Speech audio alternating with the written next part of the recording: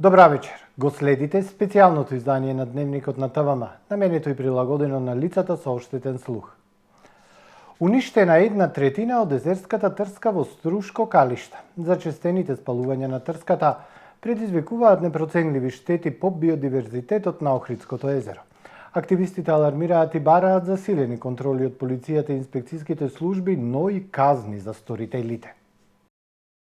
Зачестува спалувањето на трската во Струшко калиште. Деградацијата се повторува секоја пролет. Деновиве во голем пожар изгоре 1/3 езерска трска. Во континуитет, палење, сечење, тампонирање, еколошки геноцид, несовесни граѓани заради лични интереси и профит го нарушуваат природниот биодиверзитет на Охридското езеро. Се уништуваат мрестелиштата на краповидните риби и живеалиштата на птиците. Останува прав и пепел.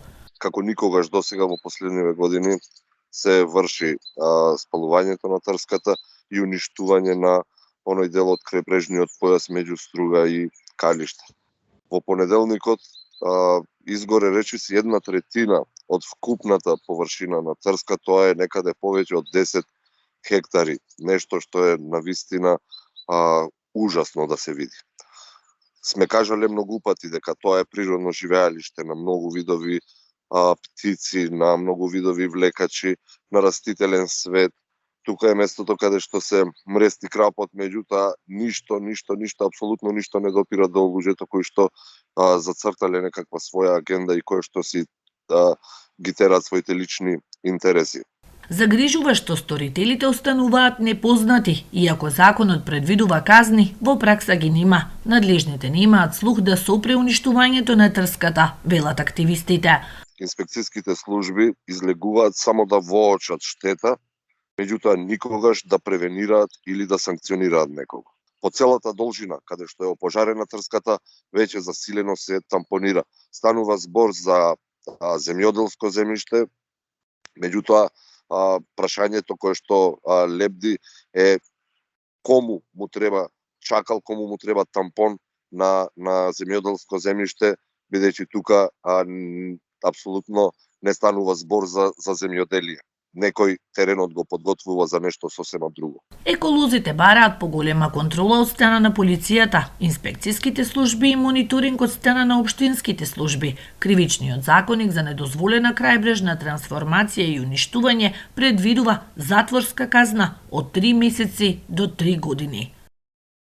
Основното јавно обвинителство Струга поднесе обвинение против 4 лица за насипување земја и загадување на Охридското езеро.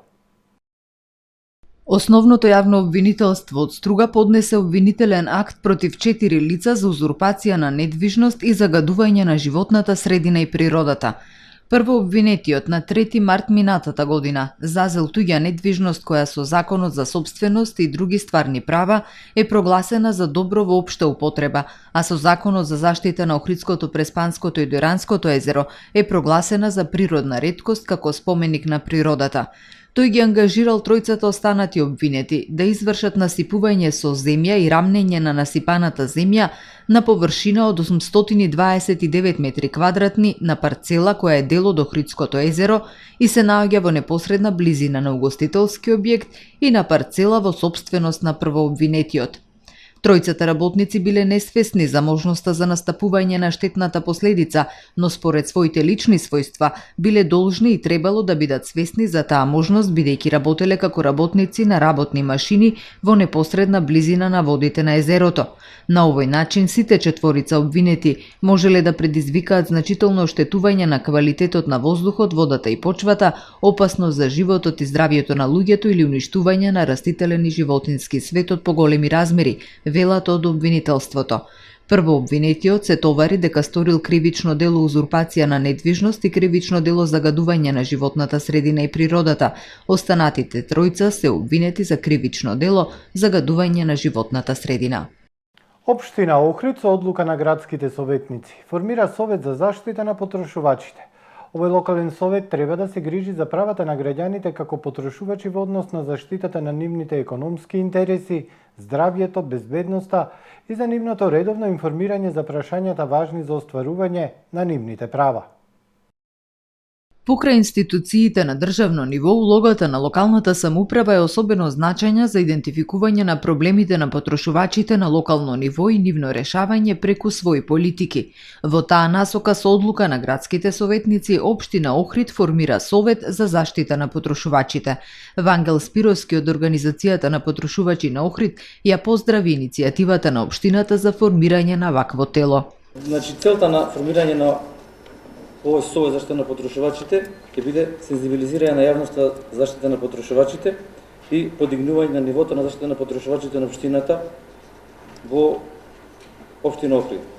Потребата од креирање на локални потрошувачки политики базира првенствено на процесот на децентрализација, кој во процесот на преземање трансфер на надлежности од централна на локална власт зафати подрачја кои се исклучително значење за процесот на заштита на потрошувачите, како образованието, здравството, локалните пазари, социјалата и слично, кои заедно со комуналните услуги, кои традиционално се даваат на локално ниво, представуваат значителен корпус на прашања од интерес за граѓаните потрошувачи.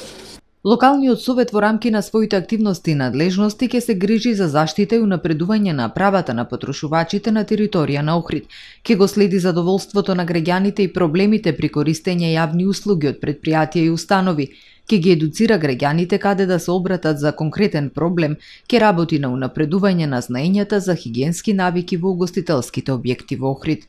Како предвидени можни планирани активности на овој совет би бил едукација на членовите на Советот за заштита на потрошувачите во доменот на потрошувачко право, едукација на членовите на Советот за заштита на потрошувачите во доменот на потрошувачки политики, подигање на свеста на потрошувачите по однос на нивните права и улогата во пазарна економија, информирање на јавноста за закон за заштита на потрошувачи, активности за следење на состојбите на локалниот пазар од интерес на потрошувачките и нивно информирање, јакнење на институционалната рамка и воспоставување соработка и координација помеѓу субјектите релевантни за заштита на потрошувачите со посебен акцент на државните инспекцијски органи за спроведување на пазарниот надзор. Јавни трибини, едукации и брошури се дел од активностите на Советот со цел граѓаните да се запознаат со своите права како потрошувачи. Исто така планирано е организирање на воспитно-образовни активности во училиштата на територија на општината, соработка со Советот за заштита на потрошувачи на владата и со советите од другите градови.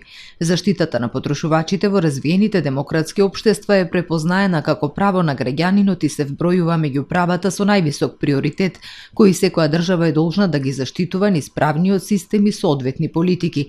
Македонија започна да работи на институционализација на правата на потрошувачите кон крајот на 90-тите години од минатиот век, што резултираше со носење на закон за заштита на потрошувачи во 2000-та година и првата национална програма во 2006 година.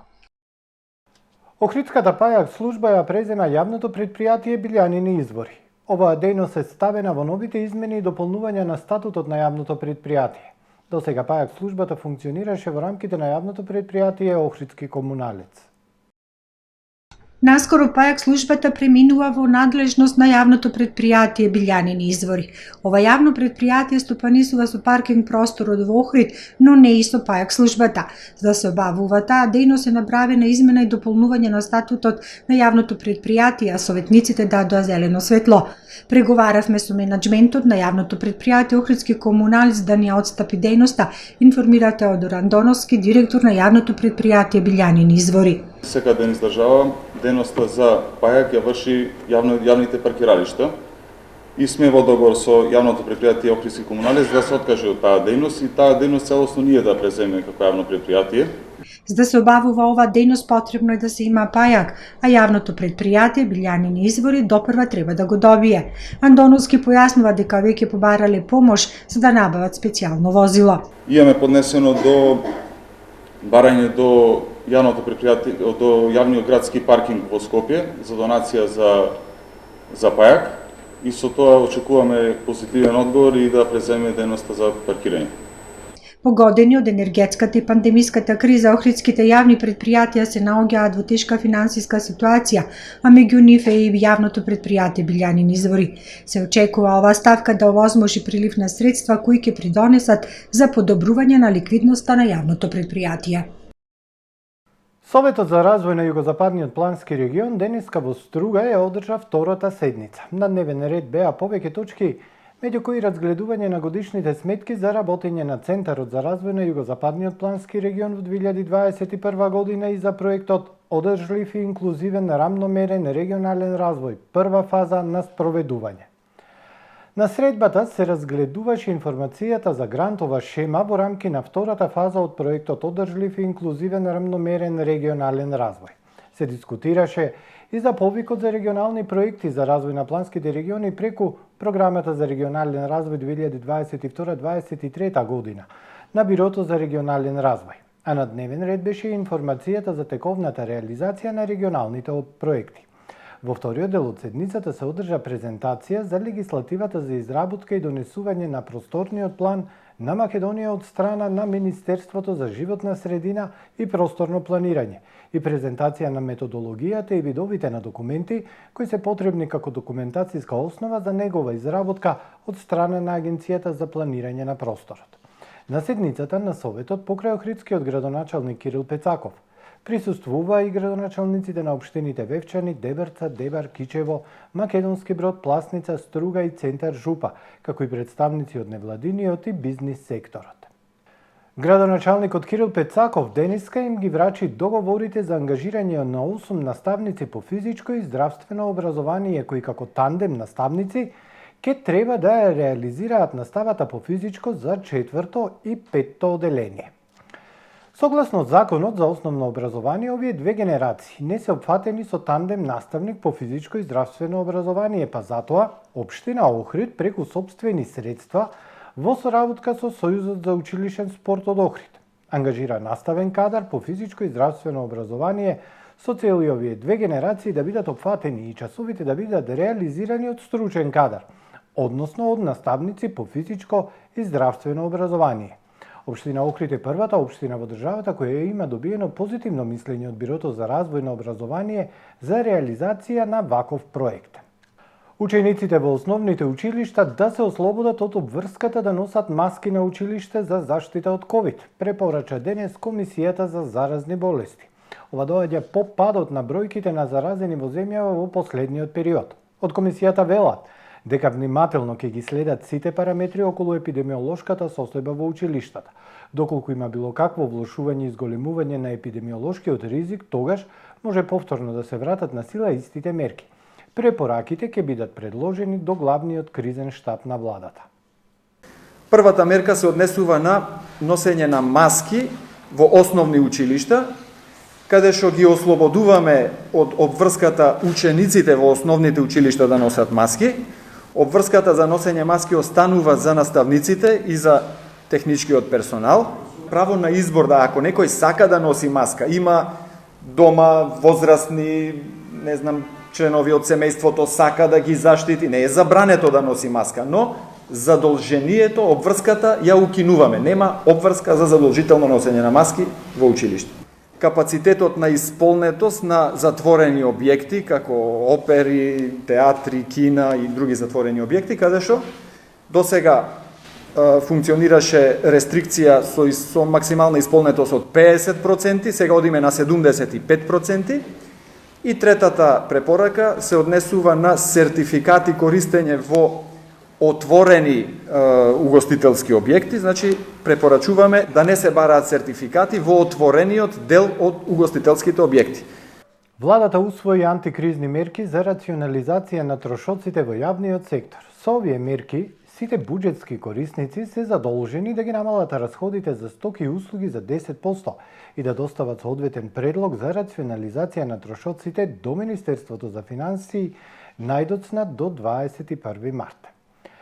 Мерките забрануваат набавка на мебел и возила, освен за неопходните активности за работењето на институцијата по претходна согласност од владата. Сите буџетски корисници и правни лица основани од државата за 50% треба да ги намалат расходите за репрезентација, спонзорство и реклами, како и за користење на службените возила. Сите буџетски корисници добија задолжение да го намалат и бројот на службени патувања и значително да се намали бројот на членови на делегации при патување во странство. Владата ги задолжи јавните предпријатија и акционерски друштва во државна собственост да ги намалат тековните расходи за 15%, соопшти владата. Владата им препорача и на регулаторните тела на единиците на локална самоуправа, локалните јавни предпријатија и останати установи кои се под надлежност на општините, да ги следат донесените владини мерки и да преземат активности за рационализација на нивните расходи. Во продолжение да ја погледнеме временската прогноза.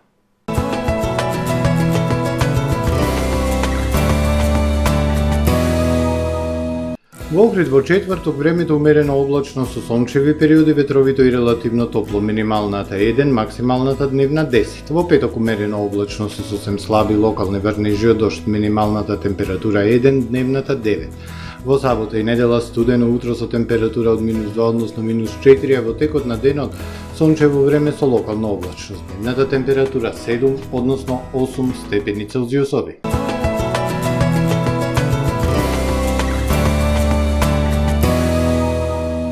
Почитувани гледачи, ова е се во дневникот на ТВМ за глуви и наглуви лица. Ви благодарам за вниманието. Пријатно!